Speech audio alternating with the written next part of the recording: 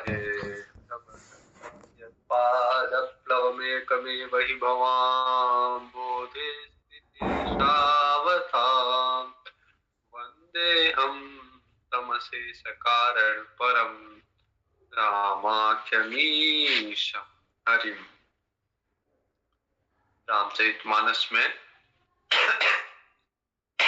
अरण्य कांड में रावण की बहन शूर्पणखा आई और लक्ष्मण जी ने नाक कान काट के रावण को चुनौती दी। एक तरह से रावण को ये संदेश दिया कि हम आ चुके हैं। शूर्पणखा खरदूषण के पास गई। खरदूषण बहुत भारी सेना लेके आए। राम जी ने लक्ष्मण जी को कहा कि आप सीता जी को गुफा के अंदर ले जाइए, डर जाएगी सीता जी। और राम जी ने युद्ध में सबका संहार किया। और जो खरदूषण थे वो उनकी सेना मरते मरते राम राम कह रही थी, इसलिए राम राम कही तनु तजहि पावन पद निर्माण। इसलिए राम राम करके राम राम कह के शरीर त्याग रहे थे सारे राक्षस गण, इसलिए उनको भी निर्वाण पद मिल रहा था। भगवान ने कुछ क्षण में ही सारी सेनाओं का संहार किया। जब रघुनाथ समर रिपु जीते, सुर नर मुनि सबके भय बीते। जैसे ही भगवान ने युद्ध जीता खरदूषण से, सुर नर मुनि इन सब का जो भय था राक्षसों के प्रति, खरदूषण के प्रति, वो जाता रहा। अब निर्भय हो गए। जो सात्विक शक्तियां थी, देवता मनुष्य मुनि, वो निर्भय हो गए। तब लक्ष्मण जी सीता जी को लेके आए बाहर। और इधर राम जी तो पंचवटी में रह के राम जी अपनी भक्तों को सुख देने वाली लीलाएं कर रहे थे। उधर जब धुआं देखा, शूर्पणखा ने धुआं देखा तो समझ गई कि खरदूषण को मार दिया राम जी ने। तो अब शूर्पणखा जाके रावण को बहका रही है, भड़का रही है। धुआं देखी खरदूषण के राजाई, शूर्पणखा रावण प्रेरा। रावण को भड़का रही है। बोली बचन क्रोध करी भारी, देश कोश के सूरति बिसारी। रावण की सौतेली बहन है, तो जाके कह रही है कि तूने तो देश और खजाने की सुध लेना ही भूल गया। तू इतना मदमस्त हो गया भोग में कि तेरे को मतलब नहीं है तेरे देश में क्या हो रहा है। करसी पान सोवसी दिनु राती, बस दारू पीता और पड़ा रहता है सारे दिन भर, दिन रात दारू पीता है, शराब का सेवन करता है और सोया हुआ रहता, पड़ा रहता। तेरे को होश ही नहीं है कि तेरे राज्य में हो क्या रहा है। सुधि नहीं तब सिर पर आराती। तेरे को शुद्ध ही नहीं है, तेरे को पता ही नहीं है कि तेरे सिर पे तेरे दुश्मन आ गए। राजनीति पिनु, शूर्पणखा राक्षस नहीं है लेकिन धर्म की इतनी अच्छी बातें कर रही है। तो फर्क केवल इतना ही है, राक्षसों में पूरा ज्ञान होता है, रावण में खुद में रावण पंडित था, लेकिन अंतर इतना ही है कि पालन नहीं करते। पता तो होता है, ज्ञान होता है। कई बार जो राक्षसी शक्तियां है वो इस तरह से ज्ञान देती है कि सात्विक शक्तियों से भी बढ़ चढ़ के। सात्विक शक्तियां तो क्या होती है कि इतना बोल नहीं पाती, लेकिन जो तामसी या राजसी शक्तियां, दुष्ट शक्तियां है, वो उनमें रजस तमस ज्यादा होता है, इसलिए वो अपने ज्ञान को बढ़ा चढ़ा के प्रदर्शित करते हैं। तो देखने वाला कई बार इस धोखे में आ जाता है कि ये ज्ञानी है। ज्ञानी शाब्दिक रूप से ज्ञानी होने पे भी वो ज्ञान उन पे लागू नहीं होता। तो यहाँ पे शूर्पणखा कह रही है, राजनीति बिनु धन बिनु धर्मा, हरि ही समर पे बिनु सत्कर्मा, विद्या बिनु विवेक उपजाए, श्रम फल पड़े किए अरुपाए। राज्य नीति के बिना नहीं चल सकता, और धर्म के बिना धन प्राप्त करने से कोई लाभ नहीं। धन है लेकिन उसके साथ धर्म नहीं जुड़ा हुआ है, तो फिर उस धन का वो धन टिक नहीं सकता। और भगवान को अगर समर्पित नहीं किए कर्म, तो उस कर्म को करने से कोई लाभ नहीं, वो कर्म का भी फल टिक नहीं सकता। हरि ही समर पे बिनु सत्कर्मा, मतलब कोई सत्कर्म किया है तो उसको भगवान को समर्पित करना चाहिए, तभी वो सत्कर्म जो है टिक पाएगा। विद्या बिनु विवेक उपजाए, विद्या है लेकिन उस विद्या से पढ़ाई तो खूब की, 10 साल किया की पढ़ाई, लेकिन विवेक नहीं उपजा, ज्ञान नहीं हुआ, विवेक की उत्पत्ति नहीं हुई, तो फिर वो व्यर्थ है। श्रम फल पढ़े किए अरुपाए, तो ये सब पढ़ने से केवल श्रम ही है। मतलब 10 साल अगर पढ़ा, और जैसे किसी ने आईएएस की तैयारी की 10 साल और आईएएस नहीं बना, तो इसका मतलब क्या हुआ कि 10 साल उसने केवल श्रम किया, मेहनत की, उसका फल नहीं मिला। डॉक्टर की पढ़ाई की 10 साल लेकिन डॉक्टर नहीं बना, तो इसका मतलब 10 साल या 5 साल उसने श्रम ही किया। वैसे ही विद्या अर्जन करने में कितने ही वर्ष लगाए हो, अगर उससे विवेक जागृत नहीं हुआ तो इसका मतलब वो श्रम मात्र है। संग ते जति कुमंत्र ते राजा, मान ते ज्ञान पान ते लाजा। कोई अच्छा साधु है, जति है, उसका भी अगर संग बिगड़ा हुआ है तो वो नष्ट हो जाएगा। वो जति, वो साधु नष्ट हो जाएगा संग के कारण। विषयों के संग से सन्यासी का भी नाश हो जाता है। कई बार कई सन्यासी कहते हैं कि माया हमें प्रभावित नहीं करती, या विषय या भोग विलास की वस्तु हमारा कुछ नहीं बिगाड़ सकती, या भोग विलास की वस्तुओं में रहने मात्र से पद भ्रष्ट नहीं होते। लेकिन वास्तविकता तो यही है कि सन्यासी भी विषयों के संग से भ्रष्ट हो जाते हैं। संग ते जति कुमंत्र ते राजा, और राजा किससे नष्ट होता है? बुरी सलाह से। कोई मंत्री है और उसको गलत सलाह दे तो वो राजा का नाश निश्चित है।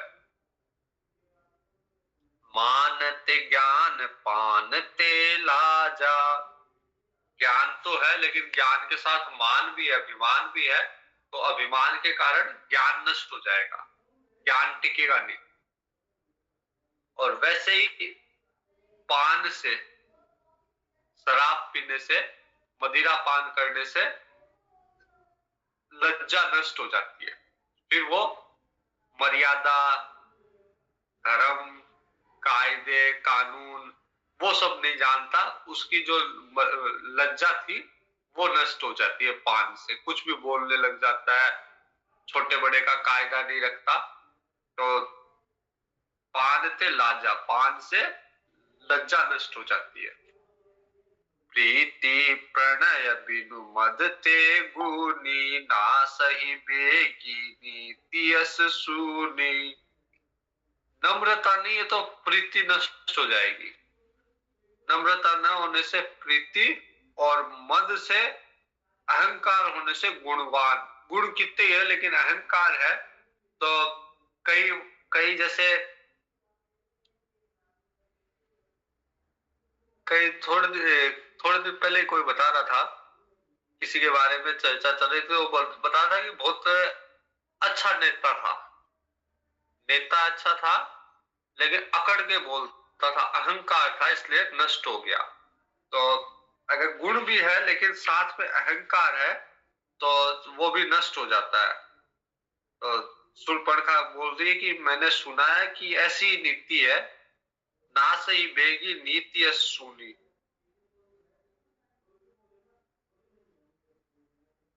तो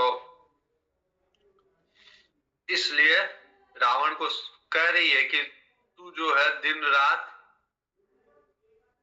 शराब पी के मदिरा पान करके भोग विलास में लिप्त हो गया, और कुमंत्र तेरे जो सचिव है वो तेरे को सही सलाह नहीं दे रहे, तेरे को उल्टी सुल्टी सलाह दे रहे, इसके कारण तेरा राज्य जल्दी नष्ट हो जाएगा। रिपुरुज पावक पाप प्रभु अहिगनिये न छोट करी। चार चीजों को कभी छोटा नहीं मानना चाहिए। रिपु, दुश्मन कैसा ही हो, उसको कभी ये नहीं सोचना चाहिए कि इसको बाद में इसको देख लूंगा, ये तो अभी छोटा ही है, छोटा सा दुश्मन है। दुश्मन को भी छोटा, पता नहीं छोटा वाला दुश्मन भी कब कौन सी चाल खेल दे और बड़े बड़े साम्राज्य को नष्ट कर दे। तो रिपु रुज, बीमारी को कभी छोटा नहीं मानना चाहिए। छोटी सी बीमारी मृत्यु तक पहुंचा देती है। तो इसलिए रिपु को, रुज को,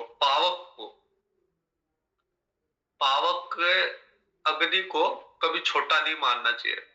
सुलगती सुलगती छोटी सी चिंगारी लगेगी कहीं पे, और सुलगती सुलगती वो भीषण अग्नि में बदल जाएगी। जब बड़ी अग्निकांड भी होते हैं तो छोटी सी चिंगारी होती है जो बड़े बड़े अग्नियों में बदल जाती है। तो इसलिए पावक को कभी छोटा नहीं समझना चाहिए। रिपुरुज पावक, पाप को कभी छोटा नहीं मानना चाहिए। छोटा सा पाप भी आदमी को पतन कर देता है। तो रिपुरुज पावक पाप प्रभु अहिगनीय, चार्य, और पांचवा सांप। सांप का बच्चा क्या छोटा क्या बड़ा, तो जितना जहर बड़े वाले में होता है उतना ही सांप के बच्चे छोटे वाले में होता है। तो इस पांच चीजों को कभी छोटा नहीं मानना चाहिए। रिपुरुच पावक पाप प्रभु अहिगनीय न छोटी करी, इनको छोटा नहीं मानना चाहिए। अस कही विविध पिलाप करी लागी रोदन करन, ये सब बातें करके और विलाप करती हुई शूर्पणखा रोने लग गई रावण के सामने। भाई दुश्मन सामने है और तू मदिरा पान करता है, तू ध्यान नहीं दे रहा, तो ये समझ रहा है कि छोटा सा दुश्मन है, लेकिन उसको छोटा नहीं मानना चाहिए दुश्मन को। सभा माज परिव्याकुल बहु प्रकार कर रोय, सभा के अंदर बहुत तरह से रुदन किया। तेई जियत दस कंद मोरी की असगति हो, और रावण को कहती है कि तेरे रहते हुए तेरी इस बहन की ऐसी गति हो गई कि इसके तो नाक कान काट लिए लोगों ने। सुनत सभासद उठे अकुलाई, समुझाई गही बाह उठाई। रावण सभा में उठा, उठ के अपने बहन को उठाया, अपने बाहु से बहन को उठाया और समझा के कह लंकेश कहसी निज बाता, शूर्पणखा को समझाया, धैर्य दिया, और फिर पूछा कि अब बताओ क्या बात है। के तब नासा कान निपाता, किसने तुम्हारे कान ना काटे ये बताओ। शूर्पणखा बोल रही, अवध नृपति दशरथ के जाए, पुरुष सिंह बन खेलने आए। कहती है अयोध्या के राजा दशरथ जी के दो बेटे यहाँ पे सिंह के रूप में, पुरुषों में एक तरह से सिंह है वो वन में आए हुए हैं।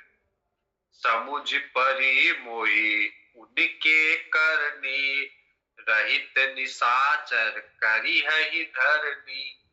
और मैंने सुना है कि उन्होंने शपथ ले रखी है, ये प्रण किया उन्होंने, निश्चरहीन करहु मही, पूरे पृथ्वी को राक्षसों से विहीन करेंगे, ऐसा उन्होंने शपथ ले ली।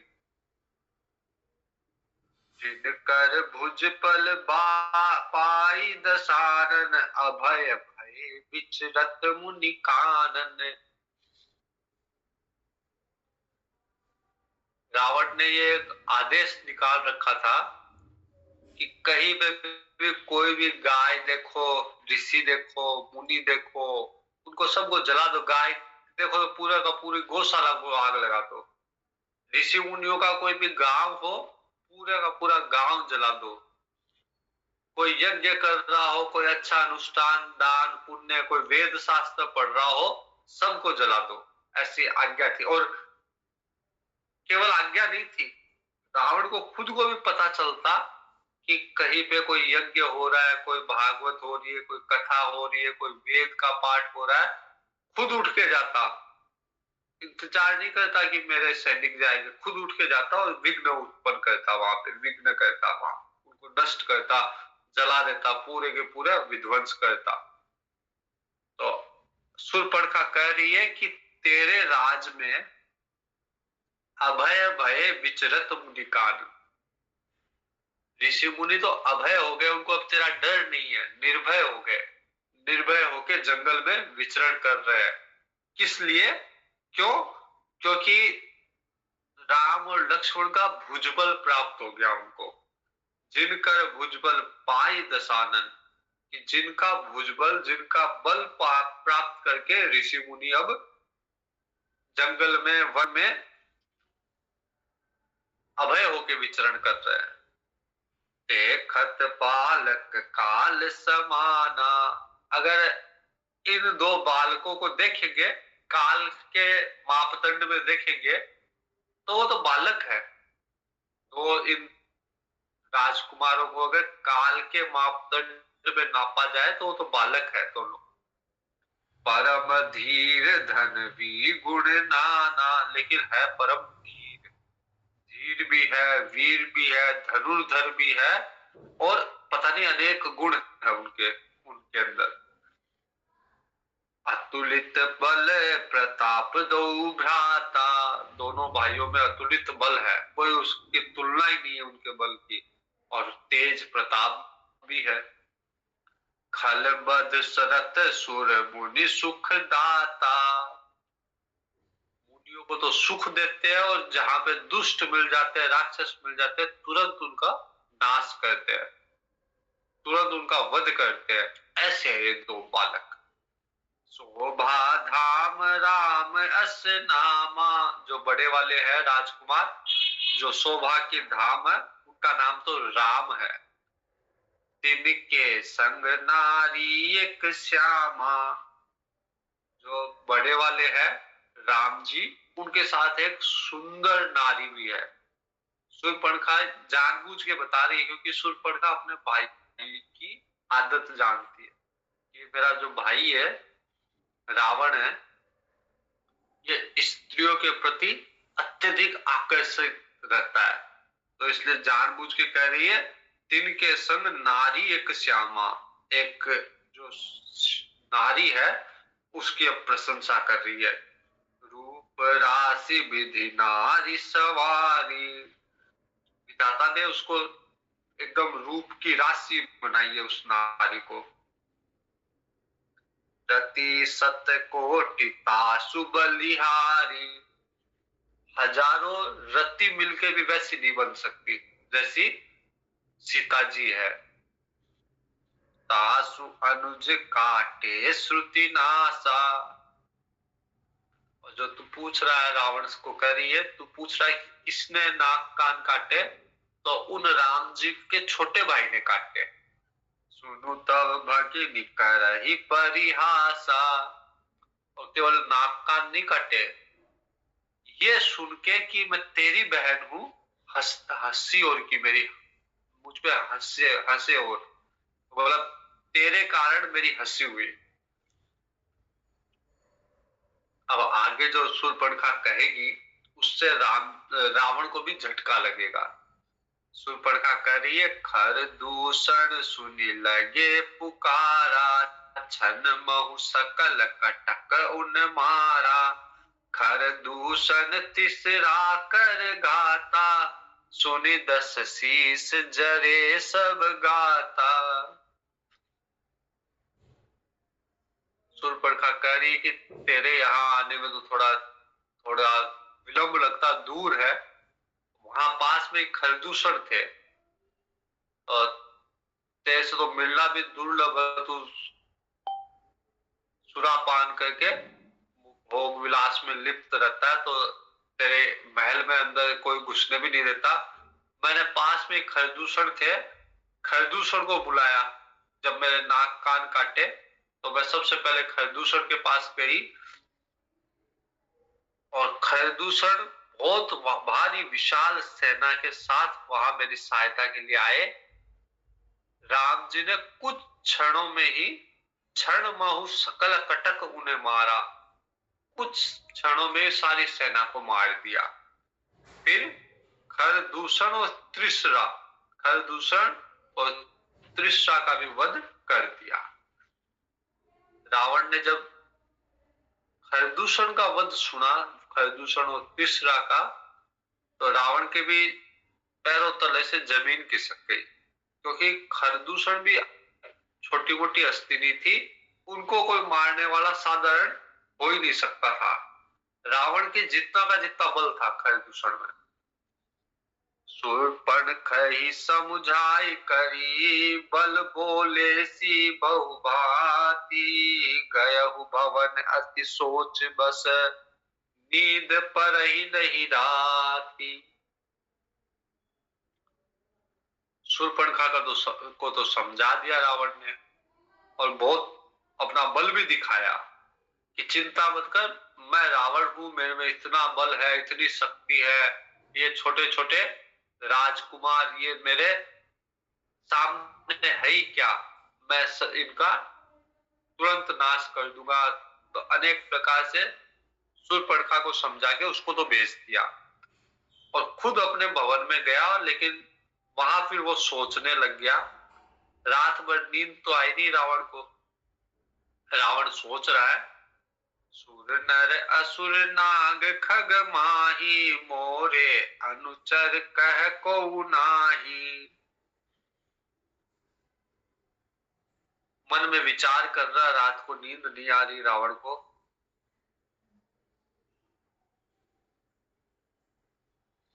कि ऐसा कोई मनुष्यों में, देवताओं में, असुरों में, नाग पक्षियों में, नाग में कोई नहीं है जो मेरे सेवकों को भी पा सके, मतलब उनसे भी लड़ सके, ऐसा कोई नहीं है।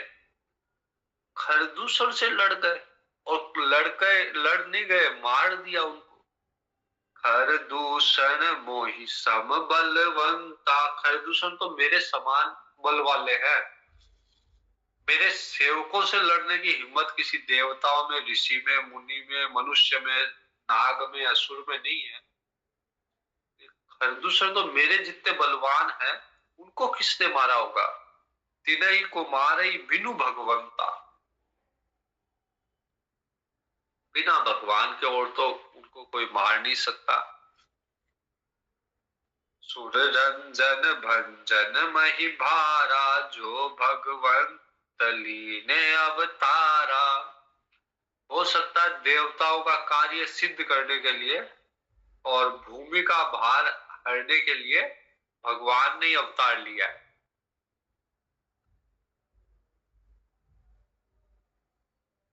तो यदि अगर भगवान ने अवतार लिया है, वो भगवान है, यदि राम भगवान है, तो फिर मैं एक काम करूंगा, जबरदस्ती उनसे वैर करूंगा।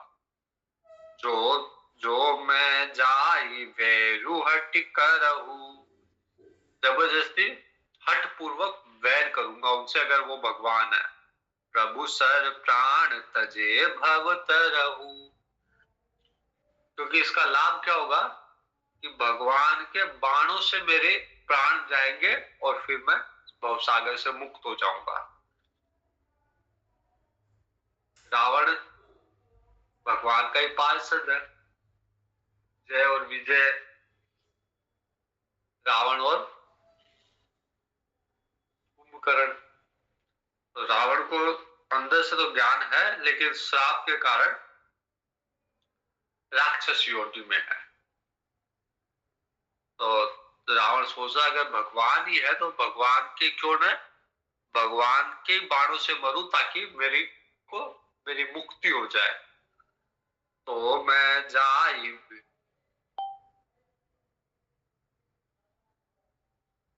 रावण जानता है कि राक्षस कुल में, राक्षस शरीर में मैं हूं, तो भजन तो कर नहीं सकता। भगवान को प्राप्त करने का साधन जो भजन है वो तो मेरे से होगा नहीं। ओ ही भजन न तामस देहा, शरीर तामस है, तामसिक देह है, राक्षसी देह है, तो इस देह में भजन तो होगा नहीं। मन क्रम वचन मंत्र दृढ़ेहा। अब मन क्रम वचन से इसी बात को दृढ़ करता गया रावण रात भर कि भगवान है, अगर भगवान है तो हठ पूर्वक मैं जाके बैर करूंगा, बैर भाव से भगवान को प्राप्त करूंगा। भगवान के बाण से और प्राण त्याग कर मैं भगवान के लोक, साकेत लोक जाऊंगा। जो नर रूप भूप सुत को, हरिहु नारी जीति रण दो। और अगर साधारण राजकुमार है ये कोई दो, तो फिर चिंता की बात ही नहीं, जाके मैं उनको मार दूंगा और उनकी जो सुंदर नारी की चर्चा शूर्पणखा ने की, वो नारी मैं ले आऊंगा।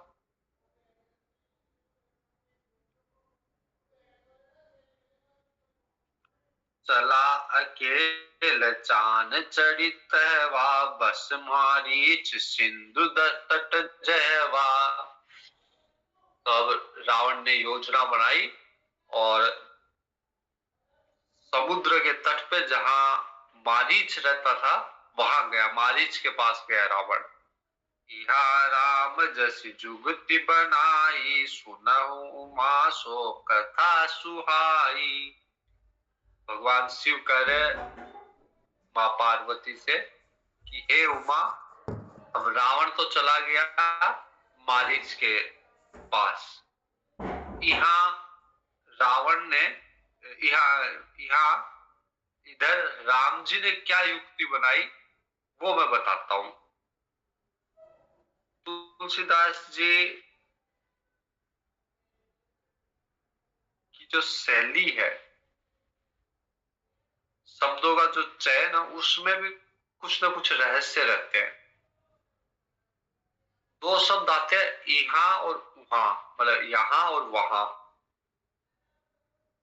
तो जहां भगवान हो वहां के लिए हमेशा तुलसीदास जी प्रयोग करेंगे यहाँ, और जहां रावण हो, दुष्ट हो, उसके लिए प्रयोग करेंगे वहां। हमेशा भगवान के पक्ष में रहेंगे तुलसीदास जी, मतलब भगवान के सानिध्य में रहेंगे। यहाँ मतलब यहाँ, यहाँ मतलब तुलसीदास जी वहां पे ही है, जहां पे हम होते तभी तो बोलते हैं यहाँ। तो तुलसीदास जी हमेशा भगवान की तरफ ही खड़े रहते हैं यहाँ।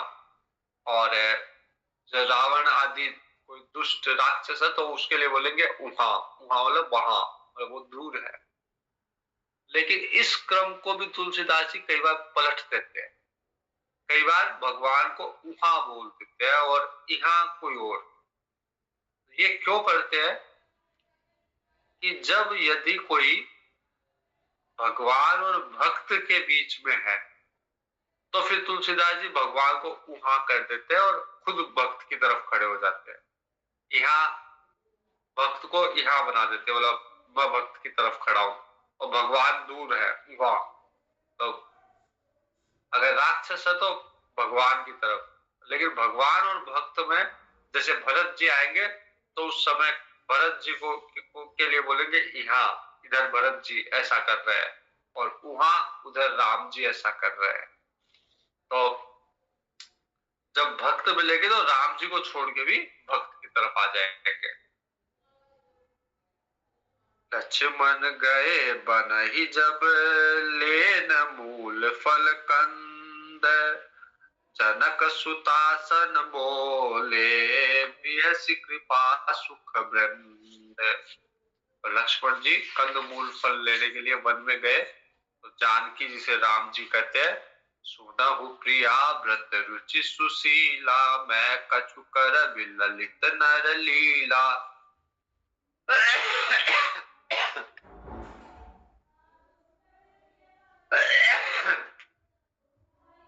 भगवान कह रहे हैं कि हे सीता, अब मैं कुछ नर लीला करने वाला हूं, तो इसलिए तुम एक काम करो, अग्नि में प्रवेश कर जाओ।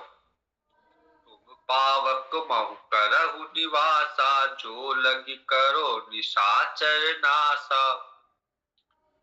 जब तक दुष्ट राक्षसों का नाश नहीं कर दूं, इनको नष्ट नहीं कर दूं, तब तक तुम अग्नि में ही रहो।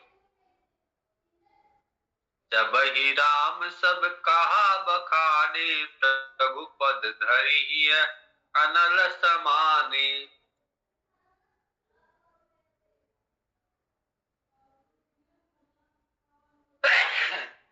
सीता जी ने राम जी के आदेश की पालना की और भगवान के चरणों का ध्यान करके अग्नि में प्रवेश कर गई। खुद का प्रतिबिंब छोड़ दिया बाहर। निज प्रतिबिंब राखित है सीता, ते सही सील रूप सुबिनीता। प्रतिबिंब ऐसा कि एकदम हूबहू सीता जी जैसा, रूप में सील में एकदम सीता जी जैसी प्रतिबिंब छोड़ दिया। और इस बात को लक्ष्मण जी भी नहीं समझ पाए। लक्ष्मण जी जब वापस आए तो उनको वैसी की वैसी सीता जी दिखी, न रूप में अंतर, न स्टील में, न स्वभाव में, सेम वैसी की वैसी। लक्ष्मण यह मरम न जाना, जो कछु चरित रचा भगवाना। भगवान का रचा हुआ ये चरित्र लक्ष्मण जी को भी नहीं पता। दसमुख कयहु जहां मारीचा, नाई मात स्वार्थ रत नीचा। उधर दशरथ रावण जो है मारीच के पास गया और जाके उसको प्रणाम किया। तो ये प्रसंग कल देखें। मारुति गंभीर मारुति, मारुति अति धीर मारुति, गीत मारुति संगीत मारुति, दूत मारुति राम दूत मारुति, भक्त मारुति